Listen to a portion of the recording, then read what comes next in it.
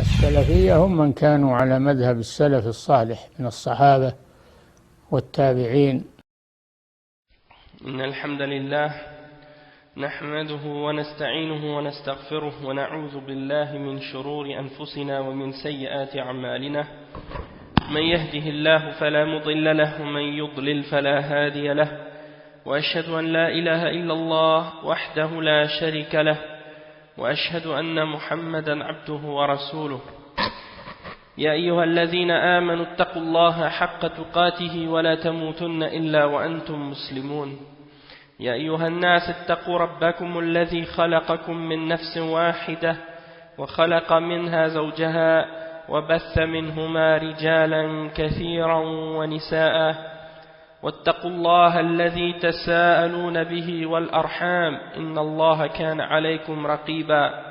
يا أيها الذين آمنوا اتقوا الله وقولوا قولا سديدا يصلح لكم أعمالكم ويغفر لكم ذنوبكم، ومن يطع الله ورسوله فقد فاز فوزا عظيما.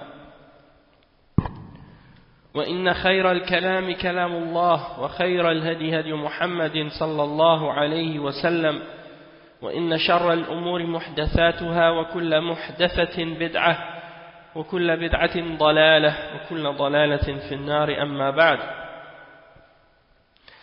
Donc, alhamdulillah, on commence maintenant aujourd'hui le deuxième cours dans l'explication de Sharh Hadith de Jibril, l'explication du Hadith de Jibril par le Cheikh Mohammed ibn Uthaymin, rahimahullah. Et donc aujourd'hui on va continuer à expliquer les questions qui ont rapport avec la foi en Allah subhanahu wa ta'ala. Donc le Cheikh, on a expliqué les paroles du Cheikh dans le cours passé, qui expliquait le premier point par rapport à la foi en Allah subhanahu wa ta'ala, et on a expliqué que le premier point par rapport à la foi en Allah subhanahu wa ta'ala, c'est de croire en l'existence d'Allah subhanahu wa ta'ala. Maintenant, il y a un deuxième point, parmi les 4 points que le Cheikh a mentionnés, et ce deuxième point c'est quoi? C'est d'affirmer Ar-Rububiyya, d'affirmer que Allah subhanahu wa ta'ala il a Ar-Rububiyya, c'est-à-dire qu'il a la souveraineté. Et Ar-Rububiyya, ça vient du mot Rabb, Ar-Rububiyya, ça vient du mot Rabb, c'est-à-dire Al-Khaliq. Donc on va lire l'explication de Ar-Rububiyya. Qu'est-ce que ça veut dire Al-Iman bil-Rububiyya? Le Cheikh il dit wa ma'na Ar-Rabb ay Al-Khaliq, Al-Malik wal-Mudabbir. فهذا معنى ربوبية الله عز وجل، ولا يغني واحد من هذه الثلاثة عن الأخرى، فهو الخالق الذي أوجد الأشياء من عدم، بديع السماوات والأرض.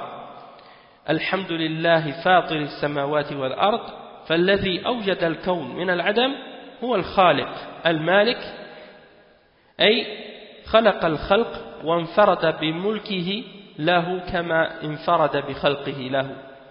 وتأمل قوله تعالى في سورة الفاتحة مالك يوم الدين، وفي قراءة أخرى سبعية مالك يوم الدين، وهي قراءة سبعية متواترة. وإذا جمعت بين القراءتين ظهر معنى بديع.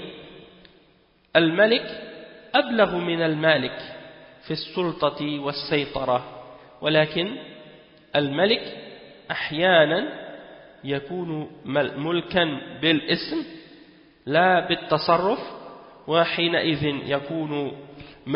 يكون ملكا غير مالك. فإذا اجتمع أن الله ملك ومالك تم بذلك الأمر، الملك والتدبير. ولهذا نقول إن الله عز وجل منفرد بالملك كما انفرد بالخلق، وكذلك أيضا منفرد بالتدبير، فهو المدبر لجميع الأمور. وهذا بإقرار المشركين، فإنهم إذا سئلوا من يدبر الأمر فسيقولون الله، فهو المنفرد بالتدبير، يدبر الأمر من السماء إلى الأرض ثم يعرج إليه.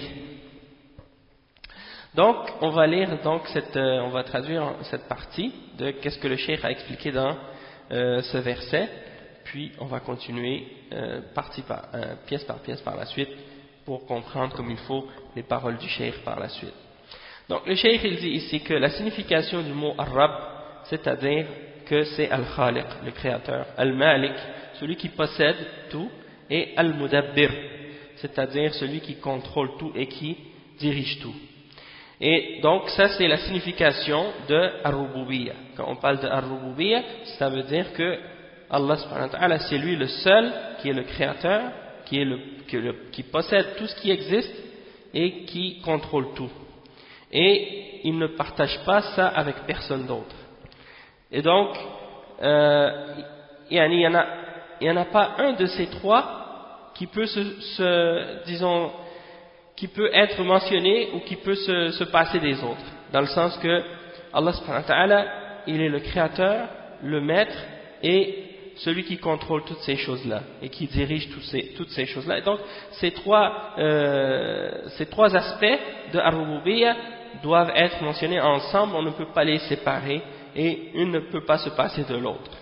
Et donc le cheikh il dit que la preuve que Allah subhanahu wa ta'ala il est le créateur de toutes choses, ça c'est clair dans le Coran, comme dans le verset 117 dans Surat Al-Baqarah, Allah subhanahu wa ta'ala il dit Badi'us samawati wal ard, c'est-à-dire Al-Badi' c'est celui qui a créé toutes choses à partir de rien, qui a innové quelque chose, qui l'a créé à partir de rien. Il l'a pas créé à partir d'un modèle précédent, il a créé, c'est quelque chose qui est créé à partir de rien. Donc ça c'est le premier point et le premier verset qui est mentionné à ce sujet-là. Ensuite il mentionne le verset 1 dans Surat Fatir et il dit Alhamdulillahi Fatir as-samawati wal ard. Donc Fatir en arabe ça veut dire celui qui crée, mais qui crée tout à partir de rien, à partir du néant.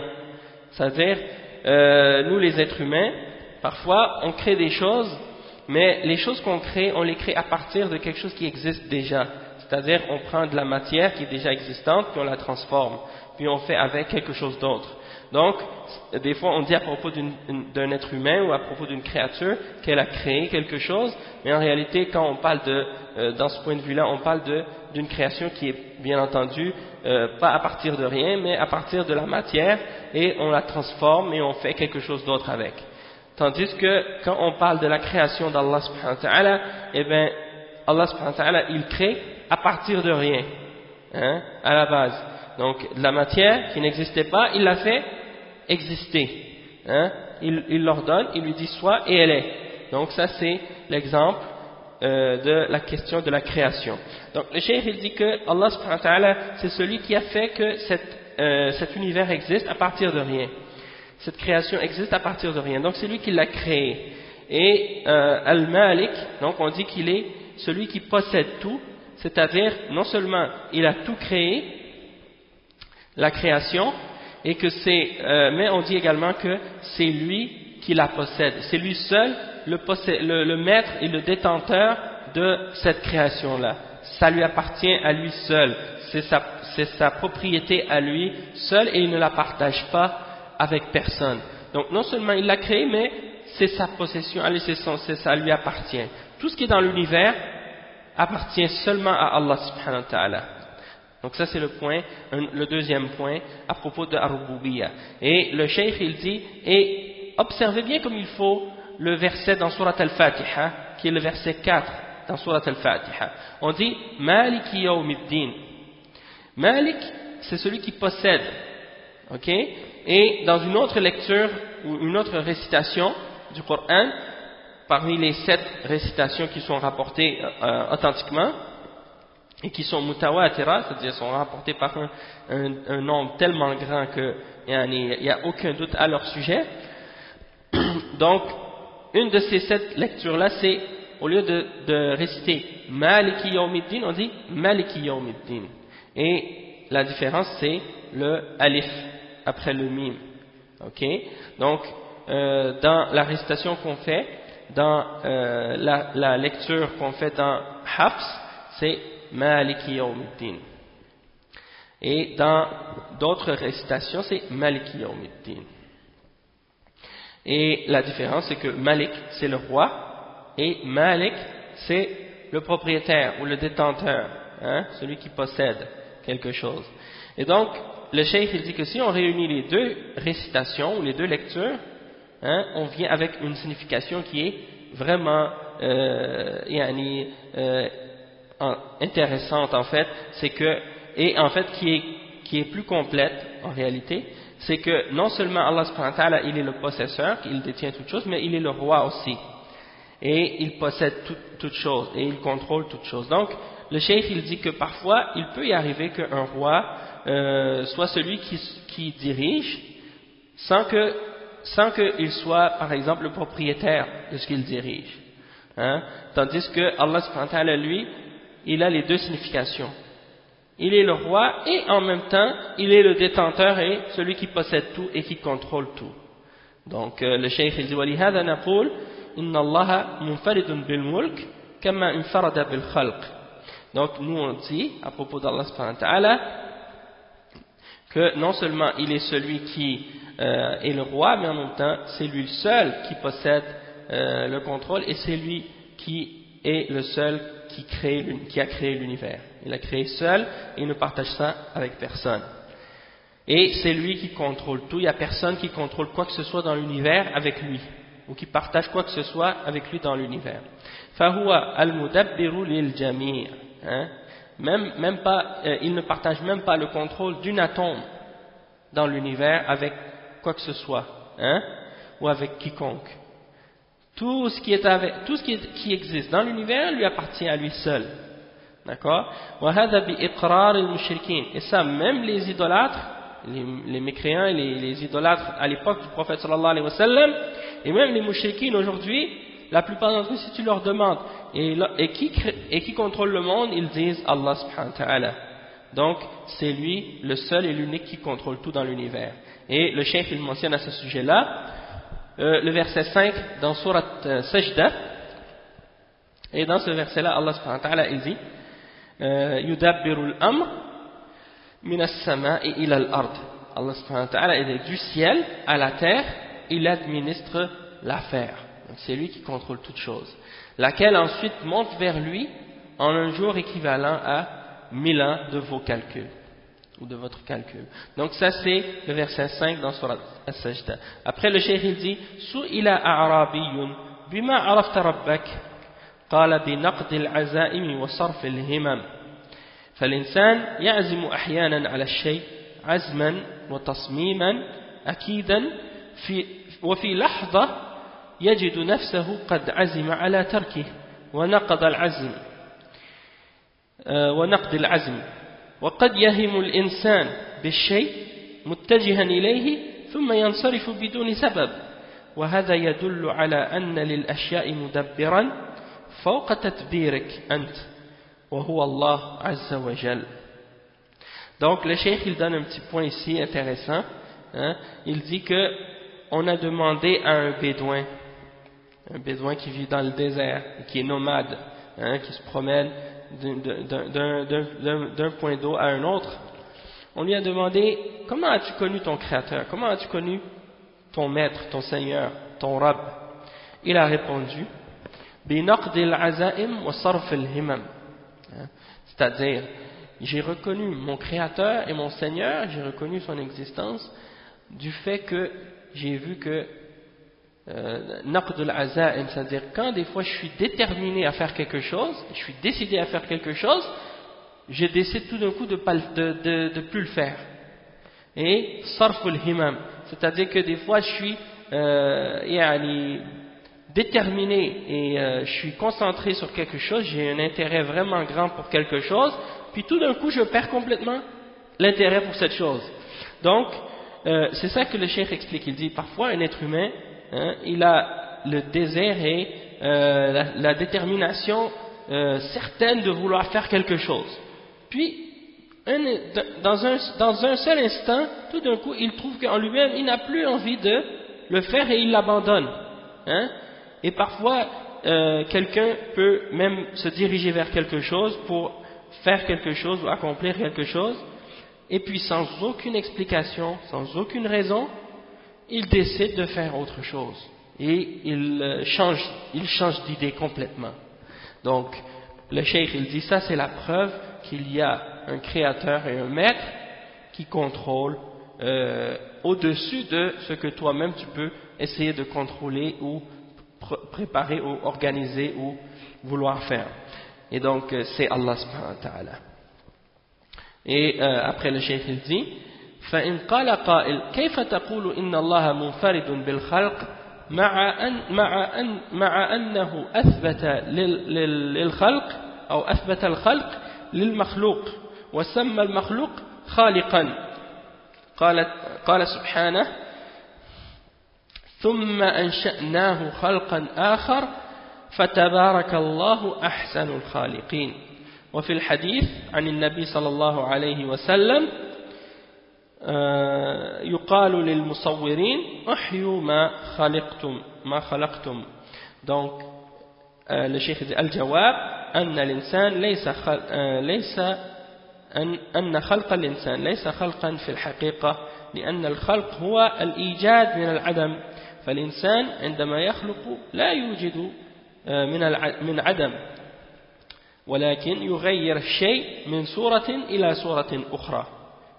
Donc le cheikh il dit, si quelqu'un te demande comment tu peux dire que Allah subhanahu wa ta'ala c'est le seul qui crée, alors que Allah subhanahu wa ta'ala dans la révélation il affirme qu'il y a d'autres créatures qui créent également et il les nomme des créateurs, il les appelle des créateurs. Donc il mentionne le verset 14 dans Surat Al-Mu'minun à ce sujet-là, dans lequel Allah subhanahu wa ta'ala dit et ensuite nous l'avons transformé en une toute autre création, gloire à Allah le meilleur des créateurs. Donc dans ce verset-là Allah subhanahu wa ta'ala il dit gloire à Allah le meilleur des créateurs. Donc s'il dit le meilleur des créateurs, ça veut dire qu'il y a d'autres créateurs, hein?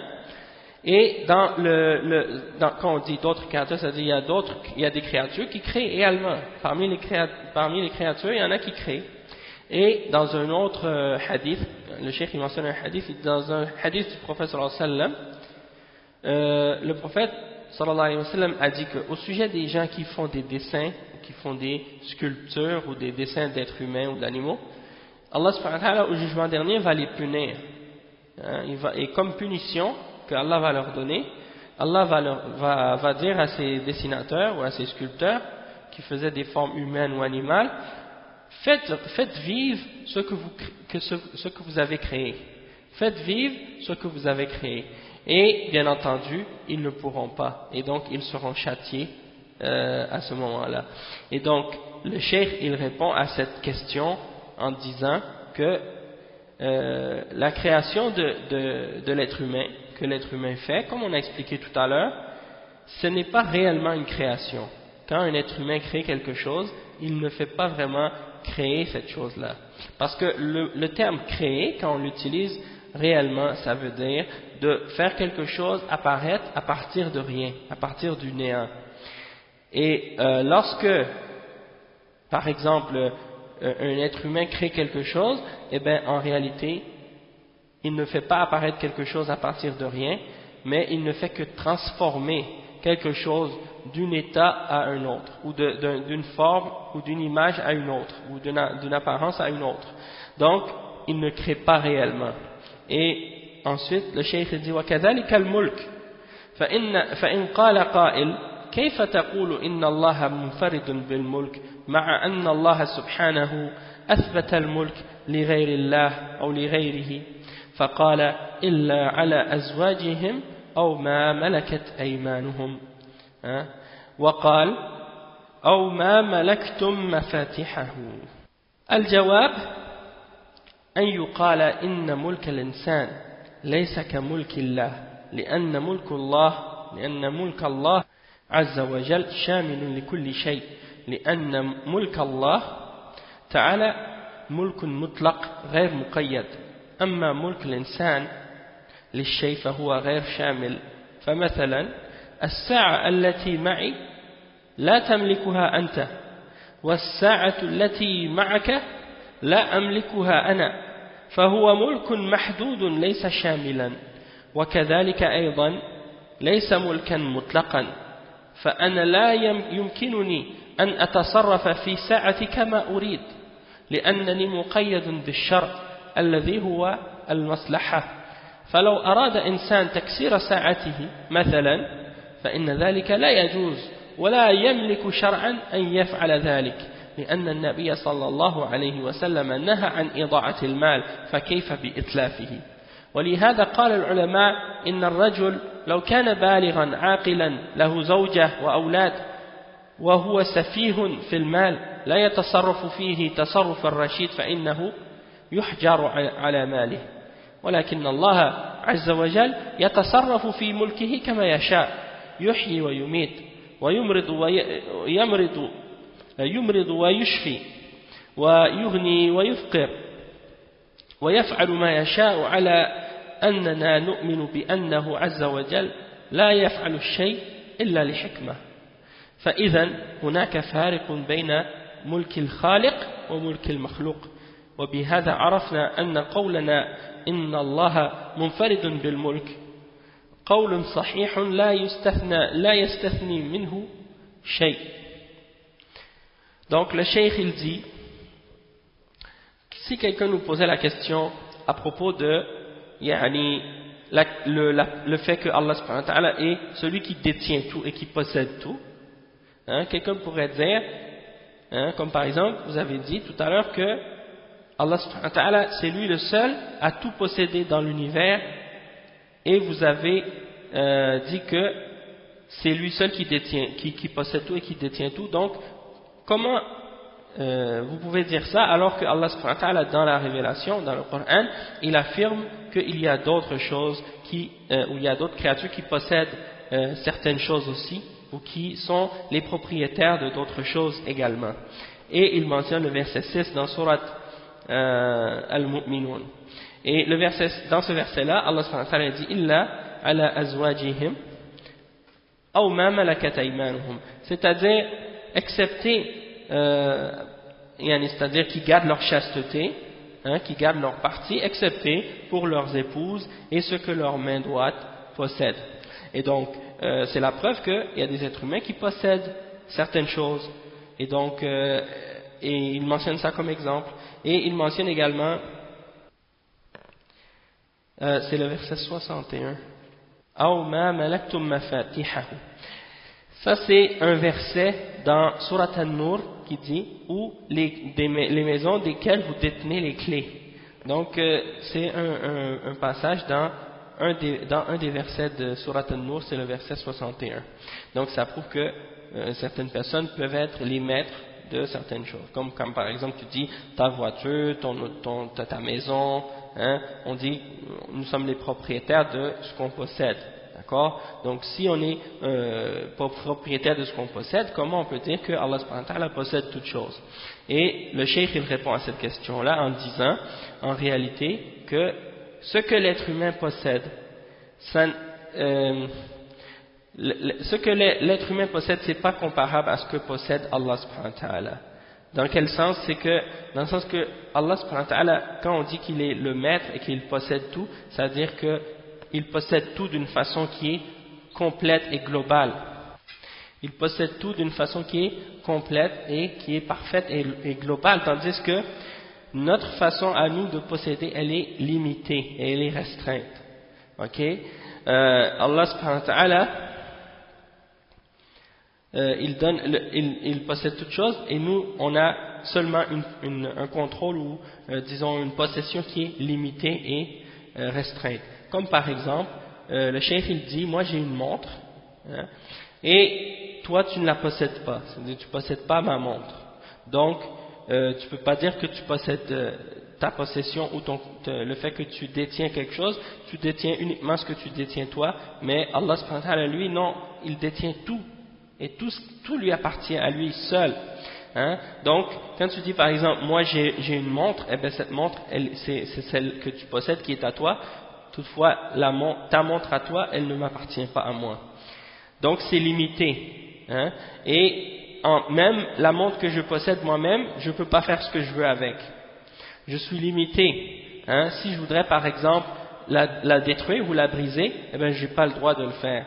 Pourquoi? Parce que selon la charia, je dois agir envers ma montre et avec ma montre de la manière qui va m'amener le plus de bienfaits avec. Et donc, la charia, la loi d'Allah subhanahu wa ta'ala, la religion m'interdit de gaspiller et de détruire mes biens et de gaspiller mon argent. Donc j'ai pas le droit de prendre ma montre et de la casser même si je suis capable de le faire. Donc ça prouve que c'est cette chose-là qui m'appartient, qui est à moi, moi-même je peux pas faire ce que je veux avec. Ok, je suis limité dans ce que je peux faire avec mes biens. Et ensuite, le cheikh il dit que c'est pour ça que les ulama ont dit que si une personne qui a atteint l'âge de la raison et qui a une épouse et des enfants et que ses enfants ils ne savent pas comment bien gérer l'argent, ils ne savent pas comment l'utiliser comme il faut, eh bien dans ce cas-là, même si ces enfants-là ils ont de l'argent à eux, ils ne peuvent pas, ils doivent être empêchés d'utiliser cet argent-là jusqu'à ce qu'ils soient capables de l'utiliser d'une façon raisonnable et d'une façon responsable. Donc ça c'est un exemple du fait que nous les êtres humains on est limités dans le bien qu'on possède, tandis que Allah subhanahu wa ta'ala, la façon dont il contrôle et la façon dont il possède tout et qu'il détient tout, c'est quelque chose qui est limité. Allah subhanahu wa ta'ala, il fait vivre et il fait mourir. C'est lui qui fait vivre et c'est lui qui fait mourir. C'est lui qui rend malade et c'est lui qui guérit. C'est lui qui enrichit et c'est lui qui appauvrit. Et il fait ce qu'il veut. Donc, sans oublier que, bien entendu, Allah fait tout ce qu'il veut, mais tout ce qu'il fait est relié avec sa sagesse et il ne fait rien excepté qu'il le fait pour une grande sagesse et quelque chose qui est absolu et parfaitement sage. Donc, ça c'est ce point-là. Donc, إذن فهناك فارق بين ملك الخالق وملك المخلوق وبهذا عرفنا أن قولنا إن الله منفرد بالملك قول صحيح لا يستثنى منه شيء. C'est-à-dire qu'on voit donc la différence entre le fait que Allah subhanahu wa ta'ala est la possession de toutes choses et qu'il est le créateur et la différence qu'il y a entre ça et entre la possession et la création de la créature. Et donc on peut donc dire, comme on a dit tout à l'heure, que Allah subhanahu wa ta'ala est le seul à posséder tout et que c'est une chose qui est vraie et qu'il n'y a rien qui est exempté de ça. Même ton corps à toi, il ne t'appartient pas. Et tu ne peux pas faire avec ton corps ce que tu veux. Hein? Tu dois te limiter à faire ce qui est bon et à l'utiliser de la manière dont Allah subhanahu wa ta'ala t'ordonne de l'utiliser. وكذلك التدبير فإنه قد يكون للإنسان فإنه يدبر مثل أن يدبر خادمه ومملوكه أو سيارته أو ماشيته فله تدبير ولكن هذا التدبير ليس كتدبير الله فهو تدبير ناقص ومحدود ناقص إذ لا يملك التدبير المطلق في ماله فأحيانا يدبر البعير ولكن البعير تعصيه وأحيانا يدبر الإنسان ابنه فيعصيه كذلك وكذلك هو تدبير معدود فلا يمكن أن يدبر الإنسان إلا ما له السيطرة والسلطة عليه التي جعلها الشارع له بهذا صح أن نقول وبهذا صح أن نقول إن الله منفرد بالتدبير كما قلنا إنه منفرد بالخلق والملك. Donc, juste pour rajouter un petit point par rapport au point qu'on a mentionné tout à l'heure, on a dit que Allah subhanahu wa ta'ala il est celui qui possède tout et que c'est lui seul qui possédait tout, puis on a donné des exemples de la créature, puis que c'est une chose qui est limitée par rapport à la créature. On peut rajouter aussi le fait que l'être humain, sa création elle est limitée dans le sens qu'il la possède uniquement durant sa vie. Et une fois qu'il meurt, eh bien, ce qu'il possédait est laissé derrière et il va être hérité par d'autres personnes que lui. Donc, dans ce sens-là, on peut remarquer qu'il y a une limite dans ce que l'être humain possède, contrairement à Allah subhanahu wa ta'ala qui est complètement maître de toutes choses et qu'il dirige toutes choses. Et c'est pour ça que au jour de la résurrection, c'est-à-dire Allah subhanahu wa ta'ala va détruire tout ce qui existe dans cet univers et il va dire où sont les rois aujourd'hui, où sont les rois maintenant, hein, il n'y aura plus rien et plus personne, hein. Donc ça veut dire que il va dire limanil mulkul yawm, à qui appartient le royaume maintenant, et personne bien entendu pourra répondre. Alors Allah subhanahu wa ta'ala va dire lillahi al-wahid al-qahhar, hein? Donc ça veut dire que la possession et le maître de toutes choses c'est Allah seul, hein? Il ne partage pas son royaume avec personne et il a besoin de rien et tout a besoin de lui. Donc il est al-hayy al-qayyum, celui qui se suffit à lui-même. Ensuite le cheikh il dit donc que l'être humain il dit que, et également on dit que Allah subhanahu wa ta'ala est celui, le seul et l'unique qui contrôle tout ce qui est dans l'univers.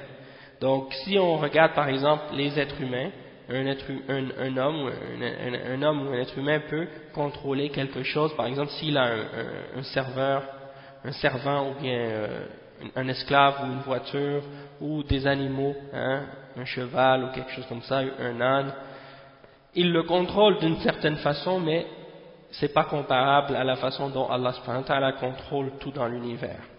Parce que bien entendu, le contrôle qu'un être humain peut avoir sur ce qui est autour de lui est un contrôle tout à fait limité, hein, et tout à fait déficient par rapport au contrôle d'Allah subhanahu wa ta'ala. Du fait que Allah subhanahu wa ta'ala il contrôle tout d'une façon absolue, et l'être humain c'est pas le cas. Même l'être humain, par exemple les biens qu'il possède, parfois il est limité, comme par exemple si tu as un animal domestique ou quelque chose comme ça, un âne, eh bien il te désobéit parfois. Ou bien même un être humain, par exemple tu as un enfant, tu lui demandes de faire quelque chose, il te désobéit. Ou bien également tu peux être limité même dans les choses que tu possèdes, comme par exemple les biens que tu as, hein, tu peux juste avoir un contrôle limité de ces choses-là. Donc c'est pour ça qu'on dit que c'est uniquement Allah subhanahu wa ta'ala qui a le contrôle absolu et parfait de toutes choses, de la même façon qu'on a dit que Allah est le seul qui crée et qui possède tout ce qui existe. Ensuite le cheikh il mentionne comme point numéro 3 al-imanu bi uluhiyatihi, c'est-à-dire ça c'est le troisième point par rapport pour avoir la foi en Allah subhanahu wa ta'ala. On a dit la dernière fois que de croire en Allah subhanahu wa ta'ala dans l'islam, ça ne veut pas uniquement dire qu'on reconnaît son existence. Il faut, en plus de reconnaître son existence, croire en sa rububiyya, et c'est ce qu'on vient d'expliquer, et il faut croire également en qu'est-ce qu'on appelle al-uluhiyya. C'est-à-dire, il faut croire que Allah subhanahu wa ta'ala, c'est le seul qui mérite d'être adoré. Ok? Et ça, c'est un des points les plus importants par rapport à la foi en Allah subhanahu wa ta'ala. D'accord? Et le cheikh, il explique ça. Donc, ثالثا الإيمان بربوبيته وهو أن يؤمن الإنسان بأنه سبحانه هو الإله الحق وأنه لا يشاركه أحد في هذا الحق لا ملك مقرب ولا نبي مرسل ولهذا كانت دعوة الرسل كلهم من أولهم إلى آخرهم هي الدعوة إلى قول لا إله إلا الله وما أرسلنا من قبلك من رسول إلا نوحي إليه أنه لا إله إلا أنا فاعبدون ولقد بعثنا في كل أمة رسولا أن يعبدوا الله واجتنبوا الطاغوت. Donc le cheikh ici il explique, il dit oui, donc le cheikh il dit que de croire, le troisième point, c'est de croire Pardon. Le troisième point, c'est de croire en al-uluhiyya. C'est-à-dire que l'être humain sache que le seul qui est celui qui mérite d'être adoré, c'est Allah subhanahu wa ta'ala. Il n'y a personne qui mérite d'être adoré excepté Allah subhanahu wa ta'ala. Ni un ange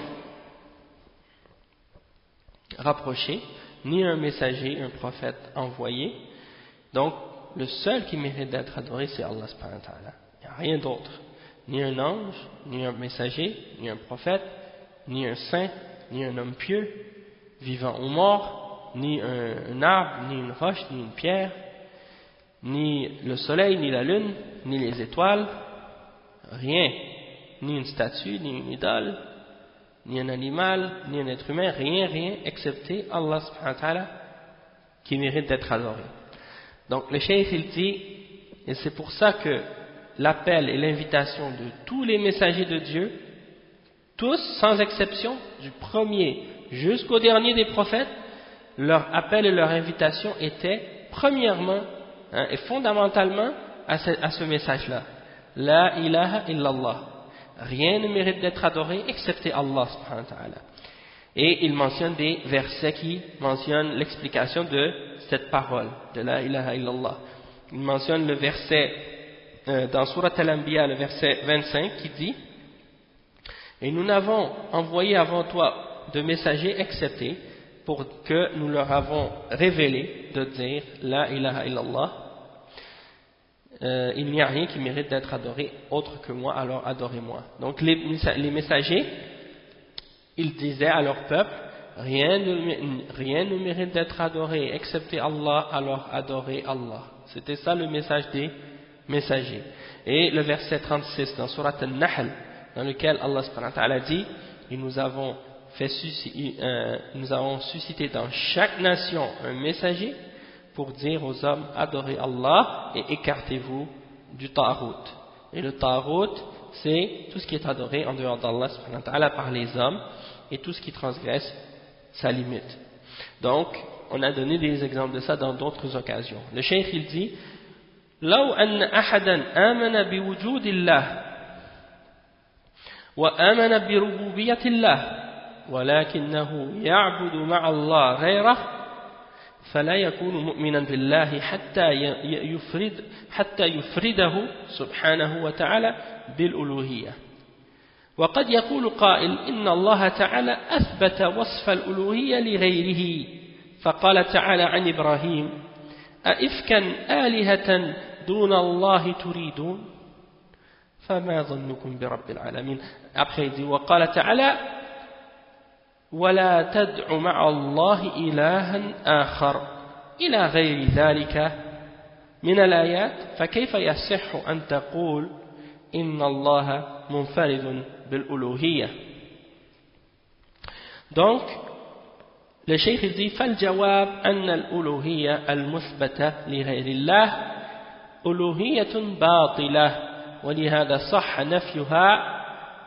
صح نفيها نفيا مطلقا في مثل قول الرسل عليهم الصلاة والسلام لأقوالهم واعبدوا الله ما لكم من إله غيره لأنها آلهة باطلة ذلك بأن الله هو الحق وأن ما يدعون من دونه هو الباطل وأن الله هو العلي الكبير.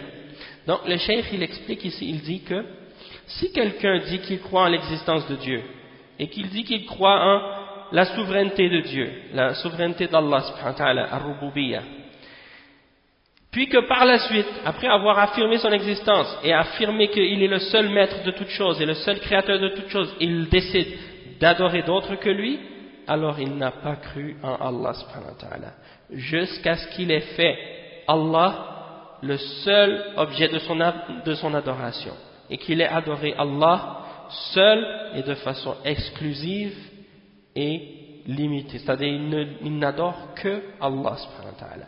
Et donc ça prouve que si quelqu'un dit oui, il y a un seul maître et un seul créateur et un seul pourvoyeur et un seul qui fait vivre et qui fait mourir, et il croit en son existence, mais que par la suite il prie à une idole où il prie un statut, où il prend des intermédiaires entre lui et Dieu, où il prie à des anges ou à des saints qui sont morts dans la tombe, et il leur offre des adorations ou des actes d'adoration à eux, ou par leur intermédiaire pour aller à Dieu, comme certains font aujourd'hui.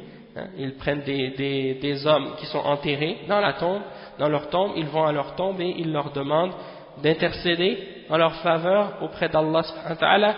Donc ça, c'est des exemples d'idolâtrie et de shirk. Et donc, si quelqu'un prétend de croire en l'existence d'Allah et en sa souveraineté, en sa rububiyya, que par la suite il adore d'autres qu'Allah, il n'a pas cru en Allah. Et c'est pour ça que c'est une condition pour être croyant et pour dire qu'on croit réellement en Allah.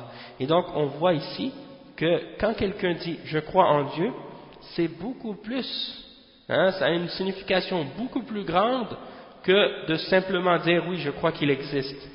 Parce que si quelqu'un, même il y a des koufars des fois ils croient, c'est des gens qui n'ont aucune religion, ils disent oui je crois en Dieu.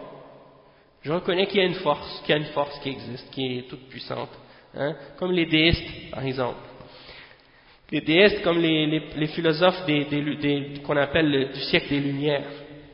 C'était des hommes qui reconnaissaient l'existence d'un être suprême, d'un Dieu. Mais, pourtant, ce sont des koufars. Pourquoi? Parce qu'ils reconnaissent l'existence d'un Dieu, mais ils ne croient pas nécessairement en al-uluhiyya, ni en al-asma wa-sifat, et ni en al-rububiyya. Donc, à cause de ça, ils ne sont pas des croyants. Ce n'est pas juste de reconnaître l'existence, mais de respecter tous les aspects de la foi en Allah subhanahu wa ta'ala. Et donc, le cheikh il dit, si quelqu'un te dit, par exemple, si quelqu'un te pose la question, comment ça se fait que vous dites que Allah subhanahu wa ta'ala c'est le seul qui mérite d'avoir al-uluhiyya et d'être adoré, alors que Allah subhanahu wa ta'ala mentionne dans le Coran qu'il y a d'autres aliha qui existent dans le monde, il y a d'autres divinités qui existent dans le monde. Alors comment vous pouvez dire que c'est Allah seul qui est une divinité ou qui est adoré, alors que Allah dans le Coran dit qu'il y a d'autres également parmi les créatures qui sont adorées, comme par exemple dans le verset 86 dans Surat As-Saffat, Allah subhanahu wa ta'ala dit Ifkan alihatan dun Allahi turidun. Et ça c'est les paroles d'Ibrahim. Allah subhanahu wa ta'ala il mentionne les paroles d'Ibrahim à son peuple. Ifkan alihatan dun Allahi turidun. Est-ce que c'est une idole ou une divinité fabriquée ou inventée que vous voulez en dehors d'Allah?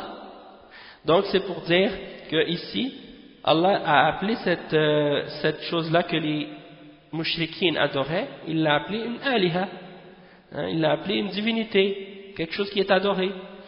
Et il mentionne le verset 88 dans Surat Al-Qasas aussi. Et le verset 88 dans Surat Al-Qasas, ça dit quoi? Ça dit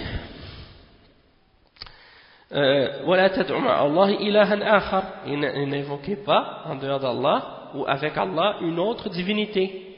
Donc, ça veut dire qu'il y a d'autres divinités. Ils disent, bon, puisque Allah dit de ne pas invoquer d'autres divinités, ça prouve qu'il y a d'autres divinités. Et il y a un autre verset, comme le verset 3 dans Surat Al-Furqan, le cheikh il ne l'a pas mentionné, mais il y a la même signification aussi. Mais ils ont adopté, et ils ont adopté en dehors de lui des divinités. Donc, le cheikh il dit, comment vous pouvez dire que Allah est le seul qui est une divinité et qui a al-uluhiyya, qui mérite d'être adoré, alors que Allah subhanahu wa ta'ala affirme qu'il y en a d'autres qui sont adorés dans l'univers. Et le cheikh il répond à ça en disant, oui c'est vrai que Allah subhanahu wa ta'ala il affirme qu'il y en a d'autres aliha, qu'il y a d'autres choses qui sont adorées dans l'univers, toutefois ce sont des divinités qui sont fausses et elles ne méritent pas l'adoration. Et c'est pour ça que Allah subhanahu wa ta'ala les nie en réalité de façon absolue dans plusieurs versets dans le Coran. Et Allah mentionne que ce que les mushrikines adorent en dehors d'Allah, c'est le mensonge et ce sont des choses fausses. Et il donne par exemple le verset 59 dans Surat Al-A'raf, dans lequel Allah subhanahu wa ta'ala dit U'budullah ma lakum min ilahin ghayru. Allah subhanahu wa ta'ala dit adorez Allah, vous n'avez en dehors de lui aucune divinité. Et il mentionne aussi que ce qui est adoré en dehors d'Allah c'est un mensonge et c'est faux, comme le verset 62 dans Surat Al-Hajj, et ceci parce que Allah c'est la vérité et ce qui est invoqué en dehors de lui c'est le mensonge et c'est le faux. Donc Allah c'est Al-Haq, et qu'est-ce qui est adoré en dehors de lui c'est Al-Batil, et Al-Batil en arabe ça veut dire qu'est-ce qui est faux, et Allah est le haut, le très haut et le très grand. Donc ça c'est des versets qui clarifient que même si ces divinités-là sont adorées en dehors d'Allah et que les gens les prennent pour des divinités et les adorent et leur offrent un culte ou une adoration, elles ne méritent pas cette adoration-là. Pourquoi? Parce qu'elles n'ont pas les qualités et les attributs nécessaires pour être considérées et pour être adorées. Contrairement à Allah subhanahu wa ta'ala, puisque c'est lui le seul qui est le créateur, le maître et celui qui détient toutes choses.